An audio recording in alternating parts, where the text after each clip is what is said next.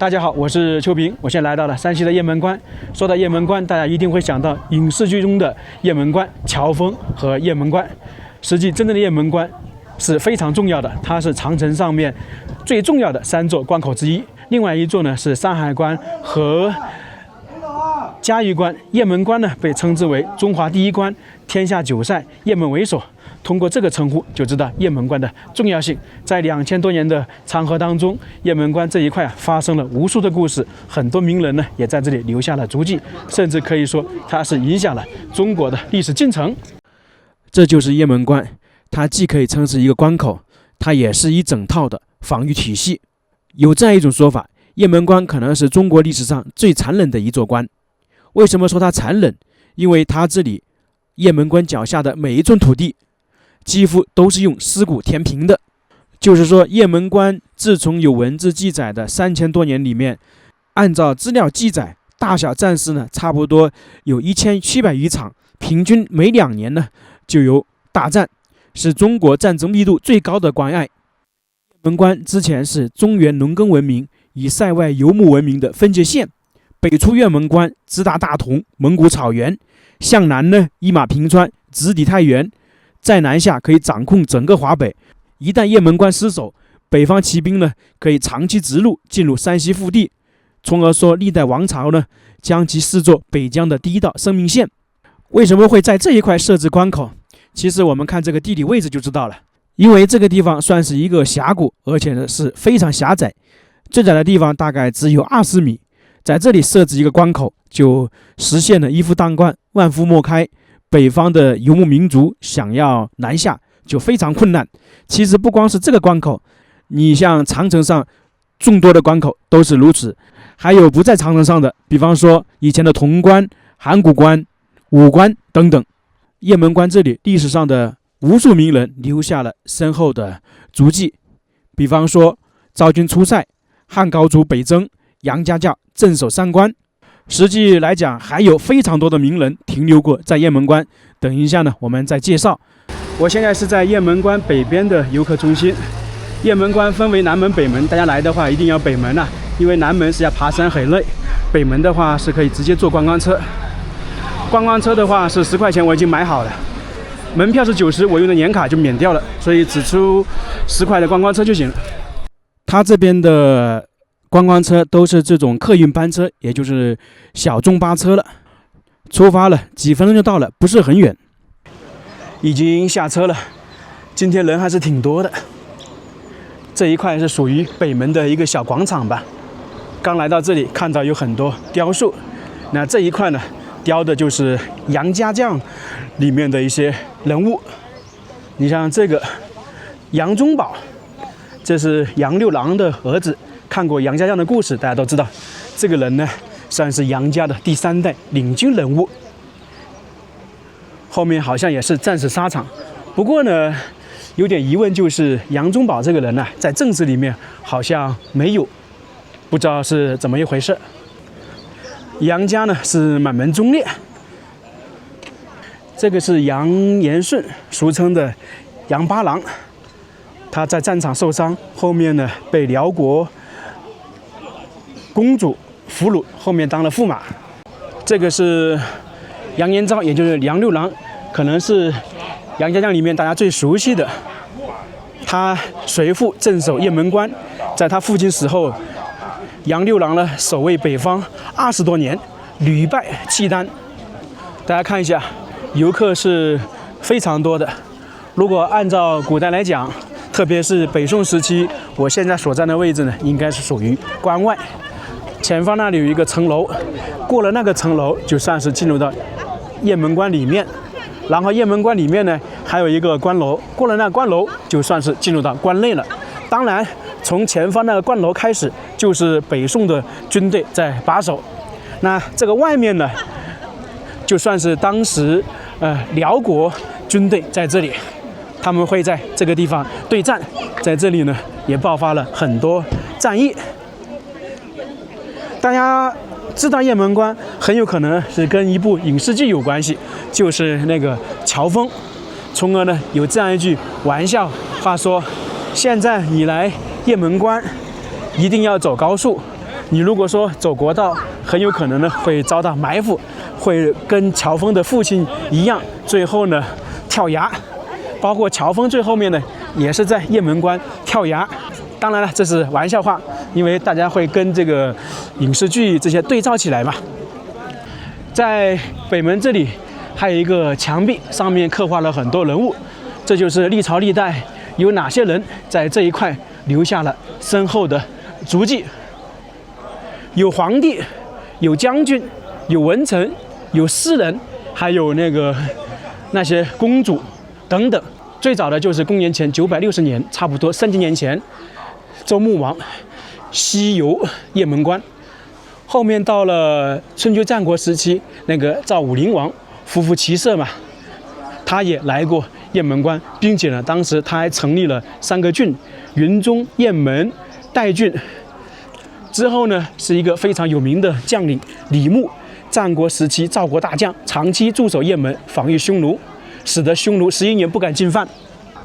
汉高祖刘邦也来过这个地方，那李广来过，卫青、霍去病就更不用讲了。唐朝李世民来过，李白来过。然后呢，王昭君在公元前33年，他出塞和亲，也是过雁门关。在这个墙壁上面，只要是出现女子，基本就是和亲。昭君出塞和亲，然后呢，兰陵公主、义成公主、太和公主。那这些和亲的主要呢就是汉朝还有隋唐时期。到了后面，基本上就没有中原公主去和亲了。所以我们可以看到，从唐朝之后，这个墙壁上面呢就没有女子了。到了后面就是明朝的大将徐达。几千年的历史长河当中，来过雁门关的人太多了，我们就简单的说几下，全部要说完，时间太长了。现在往关楼进发，我们是走在一座桥梁上面，我猜想在以前也有，因为我们看很多资料或看很多城池的话，城门前面有一个护城河，那么这里当时是防御契丹的一个重要关口，也会弄的。这游客是真多啊！那前方那里就是我们进入雁门关的第一个城楼，也是雁门关第一道防线——明月楼。这个明月楼看起来还是挺大的，第一道关口、第一道防御就这么大，我们可以想象得出来，里面的关楼应该是更大的。这个风格呢是明代保留下来的。据说在明代之前，也就北宋时期，这个门口呢经常还有一些活动，因为战士嘛镇守边关是远离家乡的，那碰到中秋节的时候，可能在这里呢会有一些节目的表演。我们近距离看的话，这边发现有2个士兵的雕像。那实际在以前的话，这里时时刻刻也是有士兵值守的。如果属于战争时期，那这个士兵就进去了，整个这个城门洞大门都关闭的。那如果没有战争，那这里肯定是打开的，因为这里呢不光是一个关口，同时呢也是商贸往来的一个重要的地方。里面呢还有一条商业街，那肯定要士兵在这里值守的。那这个士兵还比较厉害，拿的武器也比较重啊。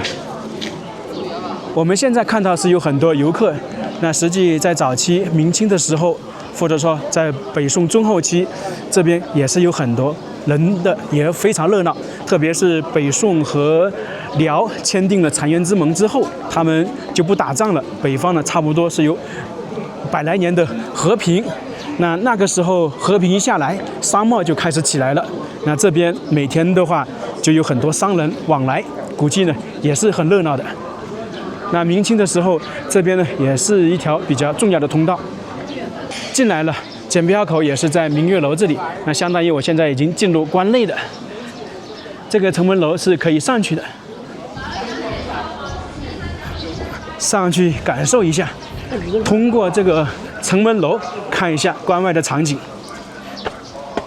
这个城门楼它原本是明代的，后期也是经过修复，大概是07、08，因为整个雁门关都是经过修复的。举杯邀明月，低头思故乡，明月楼。看这些应该都是前些年重新修的阁楼啊。这边还有2个鼓，雁门关。那这个鼓大家应该能了解了。战争时期，击鼓传声，还有呢，鼓舞士气，外面在打，里面呢敲鼓。明月楼，我们站在城门楼看下面的情况，这游客是一波接着一波啊。山西这些知名的景点游客都比较多，你像雁门关、晋祠，还有大同的华严寺、大同的那个城门楼。这个明月楼呢是第1道防线，但是呢它不是最关键的防线，因为整体这个城门楼比较低，它很有可能呢会被攻破，或者说以前肯定是被攻破过的。在明月楼角落就能看到城墙了，有城门楼就一定有城墙，我们也可以称之为是长城。那这个呢是单边的，不知道是后期修缮是单边的，还是最早就是单边的。这边一直沿过去啊，那它弄单边很有可能啊，是因为这边的那个山比较高，敌人呢很难上去，它就弄的单边，简单防御。雁门关是一道防御的关口，那实际刚才我们也讲了，它的战时是防御，那在和平的时候，这里呢也是一个中转的驿站一样，因为很多商人会往这里行走。那这个明月楼进来就可以看到有很多商铺，这里呢也称之为一条商业街。现在是一条商业街，那实际在以前也是的。我们要看的雁门关的关楼还在前方，是在那个山凹里面。等于呢，这一条狭长的通道呢是商业街，那如果是战时的话，又是一道防御的，就跟瓮城一样。那假如说辽国的军队攻破了这个明月楼，它通过这条道路一直往前，那么在这个上面的宋朝的士兵就可以向下打击，这就是瓮城的作用，这是天然的瓮城啊。等一下我们去那个关口还有瓮城的。山西刀削面，儋州熬鱼。山西刀削面，来山西啊，面食太多了。这很多人都参观完了，真厉害呀！我看了一下这些吃饭的地方，好像消费不是太高啊，都挺实惠的。走了10多分钟，我们来到了今天核心的地方，就是雁门关所在地。刚才我们看的明月楼只是说雁门关的第1道防线，那里实际来讲还是属于雁门关的外围，而这个地方呢才算是真正的雁门关，因为这边有雁门关的字。那我们现在看到的就是雁门关的一些建筑，这个地方是一个城门，也可以说是雁门关瓮城的城门，因为这些重要的关口啊一定会有瓮城的，从这里一直延伸过去都是比较高大的，都是为了防御敌人的。今天游客是真的非常多啊，人太多都有点不方便。我们往前走看一看，这边还有一些字，世界文化遗产长城雁门关段。这是瓮城的大门，我们看一下，它这里有副楹联：3遍充药无双地，9赛尊崇第1关。这个对联也是有含义的。那3边这里呢代指北方边塞，充要呢是说雁门关是北方边侯的咽喉要地，地理位置极其险要，是独一无二的战略要冲。而下联9塞是出自《吕氏春秋》，指古代9个重要的军事要塞，其中雁门关位居首位。然后上面有个石头牌匾雁门关，这是原本的啊，大概是07年修复这个雁门关，从这个下面找到的。那当时这个上面呢都是有士兵值守的。关于雁门关，我们在这里得说一下啊，在春秋战国时期发挥了作用，然后在隋唐也发挥了作用。大家最熟悉的可能就是北宋时期。不过雁门关在北宋时期是发挥很大的作用。不过呢，它的战役啊，就是战争，基本上在宋真宗那个澶渊之盟就结束了。后面宋辽呢，基本上属于和平状态，就是和平相处，双方呢有贸易。那个时候呢，雁门关就相对来说就平缓了，就没有那么多的战役了。北宋灭掉之后，到明朝建立之前，雁门关这里呢，一直都是由游牧民族统治。辽、金后面的元，那朱元璋建立明朝之后，他收复了燕云16州。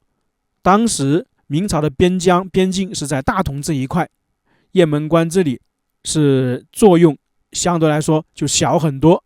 也就是说，从北宋之后，雁门关这里呢，基本上就没有发生比较大的战役了。不过呢，雁门关在明朝的时候仍然是长城上一个非常重要的关口。后面是到了明朝朱祁镇时期，发生了一个土木堡之变，明朝和游牧民族攻守转换了，明朝由攻转为守，特别是以前明朝占据的一些地方已经被游牧民族占据了。那这个时候呢，他们就算是开始大规模的修缮长城，扩建长城。在明朝修建长城大概是分为好几个阶段。第一呢，就是朱元璋时期，那个时候他建立了明朝，属于攻方。那长城呢就是修缮了一点，但是呢没有说很大规模全国性的修建。那后面土木堡发生之后，攻守转换了，那没办法，他们就在朱祁镇和朱见深两位皇帝的时候，对长城进行了很多的扩建，特别是还弄了一个内外长城。第三个阶段呢，大概就是明朝的中后期，嘉靖皇帝和万历皇帝，特别是嘉靖的时候，北方游牧民族还打到北京城下，俘虏了很多，破坏了很多。那个时候呢，就对长城进行了一些修缮扩建。万历皇帝呢，是由于张居正改革，财政有钱了，就对长城进行了一些修缮，特别是对长城进行包砖。从而说，我们在全国各个地方看到比较完整的长城，都是明朝保留下来的。这个雁门关这一块呢，是经过修缮，其实还有很多地方有野长城，特别是离这里不远还有一个叫做广武长城，那个真的是非常漂亮。那个地方发生战役的次数可能比雁门关还更多。现在我们继续往前走，我们现在看到它这个城门楼是这样的，实际以前估计不是这个样子，包括地下这些石头呢凹凸不平，因为以前要过马车的话，这个石头一定比较平的。它这里的温层和我们平时看的有点不一样，因为整个这个关口是一个坡度嘛，所以说它这里有一个上坡上去，也是一种防御的手段。因为如果是平的话，敌方要进攻的话就比较容易。这个温层的作用大家都知道了，我们也介绍过很多次。如果说辽兵真的攻破了这个门，那上面的，包括这个上面的，都可以攻打来犯之敌。这个才算是真正的第一道大门。我们现在温城里面转一转，关帝庙、春秋楼都有啊。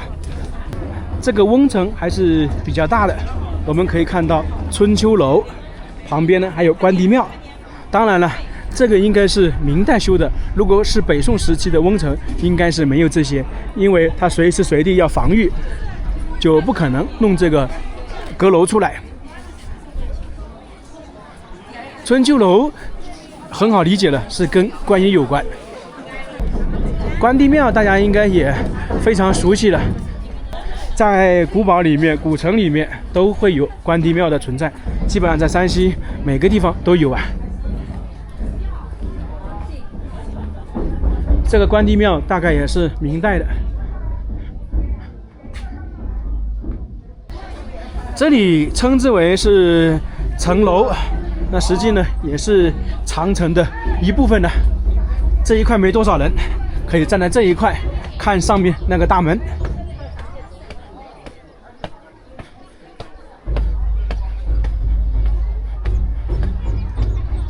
那边也有鼓啊，跟我们在下面看到的是一样的。这温城还是挺大的。我们再看一下，这个城墙有10几米，为什么它这一块的城墙会弄这么高呢？因为这里是关键防线的。我们说的瓮城，包括第一道的那个城楼，都是为雁门关服务的。从而说，这里啊一定要弄得高高的，使敌人进不去。现在我们来看一下这个城门，它这一块呢是叫做地利门，天时地利嘛，在这个地方都有。这个城门楼是明代的建筑，高度达到11米多。最有意思的是，这个门洞上面有个匾额，写了那个地利。这个地字和我们所了解的地字是不一样的，它是由武则天亲自写的，也可以说是武则天创造的一个词，是由山水图组成的。我们知道武则天当皇帝那个时候啊，她是创造了好几个字的。我们现在看城门楼上面是由巨大的条形石组成，上面呢还有凹下去的痕迹，这就是日复一日、年复一年那些车辆啊在这里那个行驶弄成的痕迹。这一块看得非常明显的。这个门洞非常大呀，高的话可能有5、6米，宽的话可能4米左右，4米到5米。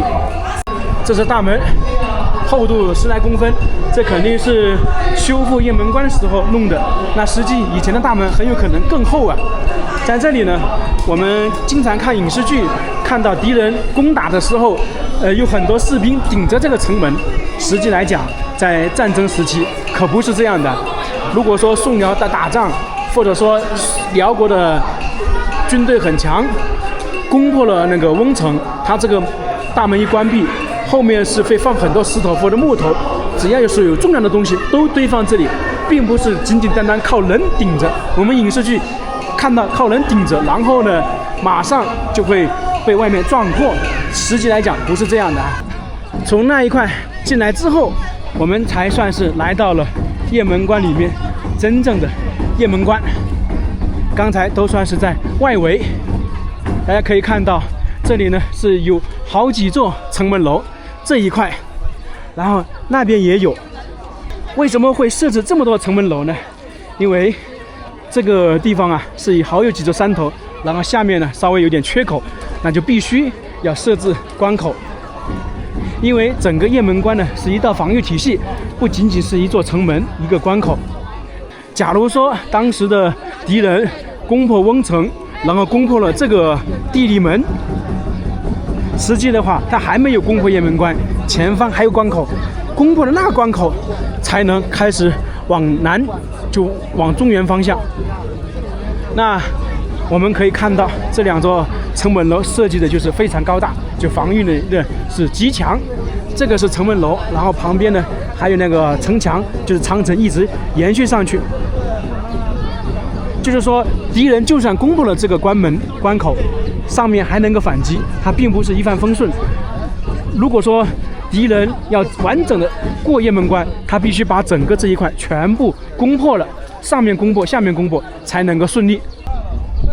在这边还看到一个教场以及点将台，这个很好理解了，就是古代的士兵在这里操练，以及呢点将出征的地方，就很多那个大型的关口都有啊。现在去城楼上面看一下，现在看到呢这里是有台阶，实际来讲在以前可不是这样的，它是分为2部分。因为一般这样的关口的话，它是属于有马道，还有这种台阶。马道呢就是要运送物资嘛，通过马匹或者一些马车弄上去就比较平缓，以及呢那些将军呢他也可以骑马上这个城门楼，所以呢它是有区别的，可能一边是平缓，一边是这种台阶。那这一块可能是修复雁门关的时候全部弄成这个样子的。上来之后就看到一个城楼，它这里呢也叫做宁边楼，意思很好理解了，边境永远安宁。在这里是2层建筑，2楼呢是一个杨六郎祠，纪念那个杨六郎的，因为当时他在雁门关这里镇守嘛，算是击败了当时的契丹很多次。1楼现在是一个展览馆，里面保存了很多雁门关这一块出土的文物。现在我们看到的就是这边出土的那些以前的武器啊，像这个叫石滚雷，是唐代的，应该是当时雁门关上面的投石机使用的。历朝历代的武器都有，特别是这个，大家看一下，这是出土的一个牌位一样，说的是大将武安君，这个是2000多年赵国的大将李牧，这个人非常有名啊，他在雁门关这里镇守差不多10余年，打的匈奴是不敢进犯。这些都是大炮，在这个城门楼上面攻打前方的敌人。这里呢叫做嘉靖时期的大将军炮，是明朝的。为什么会放明朝的大炮？刚才我们也介绍了，因为明朝在嘉靖的时候进行了一次大规模的修缮长城，那这些大炮呢，可能当时就放上去了。现在我们往上走一走，等于呢现在也算是走在长城上面了。现在大家可以看到非常宽广，大概有3米宽。我估计以前呢应该也是差不多，因为这个长城修缮也是在原址上修的，不可能原本的长城很窄，现在弄得很宽，应该不会的。这边也是非常陡峭，而且挺长的。往上走呢还有个角楼，反正爬一下这些长城还是挺有意思的。雁门关这里的海拔相对来说比较高啊，大概有1500-600米吧，可能还不止，所以来到这里啊不会太热。冬天就不要来了，冬天这个地方非常冷，而且呢风比较大。你看现在的风都比较大，也就是说这个地方一年四季呢风都可以。好久没有爬山，爬这个长城还有点累啊。到达顶部了，这一块就相对来说比较平缓。在以前呢，这个上面呢一直都是有士兵值守的。那现在我们看到这个就是角楼，也可以称之为敌楼。一般呢是2层的建筑，上面呢是士兵值守的地方，就观察远处的地方；下面呢是士兵休息或者是存放物资的地方。在整个长城沿线呢，这种敌楼是非常多的，特别是这重要的地方，或者是说那个山上。敌楼是很多很多的，就是说站在这个第2层上面可以观察到周边的环境，如果有敌人来了就马上示警报警。我现在是站在敌楼的旁边看远处，大家看下面是不是有个山谷，那这边呢应该就是属于关内了。我现在是站在雁门关上面，那在这里大家就很好理解雁门关为什么会设置在这个高处，这里等于就是一夫当关万夫莫开了。过了雁门关以及过了前面那个山谷，就算是一马平川，很快就能到达太原了。现在我们就往下走，去看一下雁门关的关楼，也就是被称之是中华第一关的地方，非常高大呀。中华第一关的牌匾就在这个上面。现在呢还在雁门关里面，过了这个门洞，就等于是进入中原大地了，就进入宋朝的范围了。我们说关内关外，就大概是北宋时期的哈，明朝这个地方不算关内关外啊。看，也是有个坡度的，也是有很多条形石，就证明它也是根据山体形势来建造的。因为出了这个关口，就是一路下坡，就进入代县了。这个城门楼也是非常高大的，感觉比刚才的地利门也更高。那这一块呢是叫做天显门，和我们刚才说的天时地利就搭配起来了。现在我算是已经进关了，在关内。那这里呢现在是有很多石头，我估计以前这条道路啊应该是比较平缓的，因为要过马车骑马，那肯定要路比较平整才能走嘛。到这里我们就不往下走了，因为如果下去的话还得往回来，爬山比较累。那现在呢我们就去关楼上面看一下那个中华第一关的牌匾，看看明代的砖厚不厚啊，这都是明代的啊。也是一个2层的关楼，雁门关关楼，这里呢算是整个雁门关体系里面最重要的一个地方。这就是中华第一关，长城上面最重要的3座关口之一。中华第一关，天下第一关，天下第一雄关。这3座关口我都去过，从我心里来讲的话，我还是觉得嘉峪关最有意思，嘉峪关也最雄伟，嘉峪关应该也是最具有看头。其二呢就是雁门关，最后呢是山海关。但是反过来讲，嘉峪关也好，山海关也好，它历史是比不上雁门关的，在古代的地位也比不上雁门关的。因为毕竟雁门关这里发生的故事太多了，也有太多的名人来过这里了。一开始我们说雁门关可以说是改变了历史的走向，那实际也是称得上的。很多时候在雁门关的战役确实是改变了双方，改变了历史的进程。那今天雁门关我们就看到这里了，这个视频就到这里，非常感谢大家，我们下个视频再见。